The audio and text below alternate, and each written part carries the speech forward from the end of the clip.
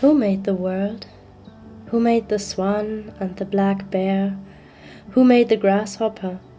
This grasshopper, I mean, the one who has flung herself out of the grass, the one who is eating sugar out of my hand, who is moving her jaws back and forth instead of up and down, who is gazing around with her enormous and complicated eyes. Now she lifts her pale forearms and thoroughly washes her face. Now she snaps her wings open and floats away. I don't know exactly what a prayer is. I don't know how to pay attention, how to fall down into the grass, how to kneel down in the grass, how to be idle and blessed, how to stroll through the fields, which is what I have been doing all day. Tell me, what else should I have done? Doesn't everything die at last and too soon? Tell me, what is it you plan to do with your one wild and precious life?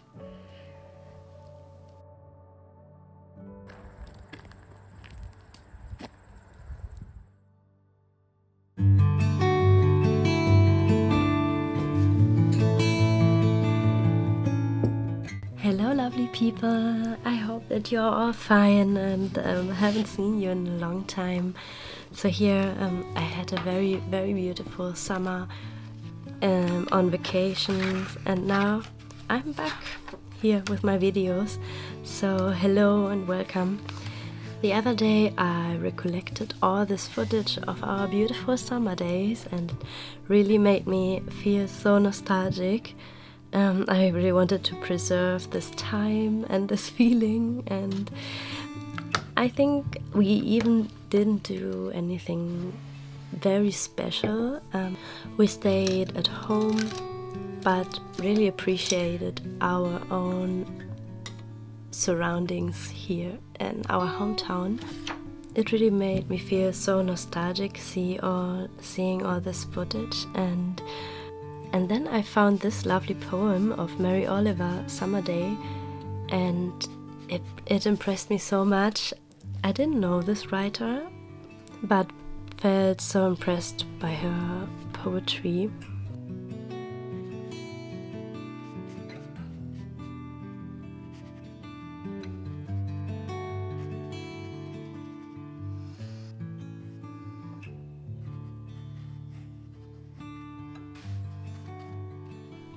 I think for those of us who feel really deeply, the world can be an overwhelming place, full of uncertainties, but it also means we get to feel this wonder more fully.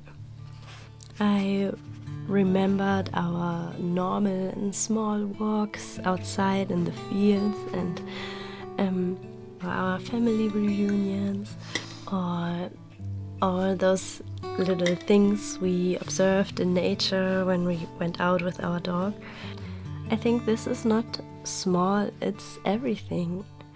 When Mary Oliver asked this last question of the poem, tell me what it is you plan to do with your one wild and precious life, I think I don't have the perfect answer, but I know which values I want to stand up for in my life, and I know certain things I do want to do. For example, in my job, I speak on a lot of funerals. I know I really love to be there for the people who lost someone, and I love to be there for them and listen, and I always do acknowledge the painful and heavy things in my speech, but also I really want to emphasize those sides when this person was so happy and surrounded by family and all the really beautiful things they shared together in their lives. and I always want to express this side of life where we respond with gratitude, even if there was suffering. You know, every time I come home from a funeral, I tell my family that I am really happy to be with them and so very thankful. And the poem brings to mind this inevitability of death.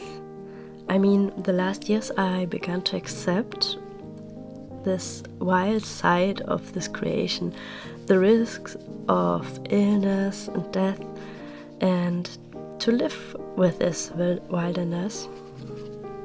Even see maybe the hurting, but also the beautiful side, just as the pleasant things as part of this life where everything has its time.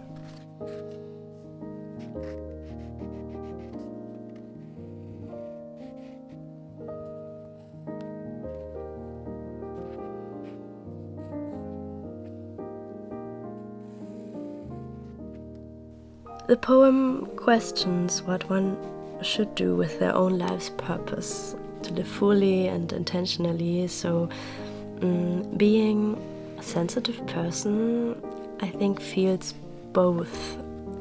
On the one hand challenging, on the other hand comforting, because you also can acknowledge and observe a lot of beauty and honor it.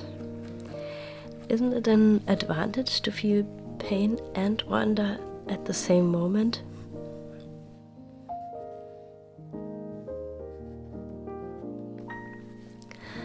I would love to know if you feel this way too, and if so, you are not alone.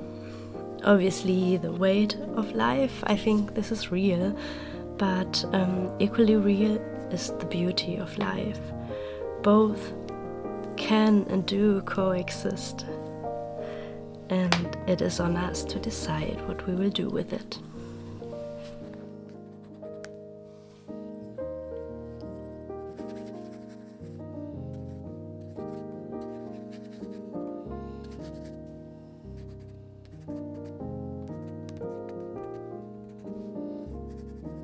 Tell me, what is it you plan to do with your one wild and precious life?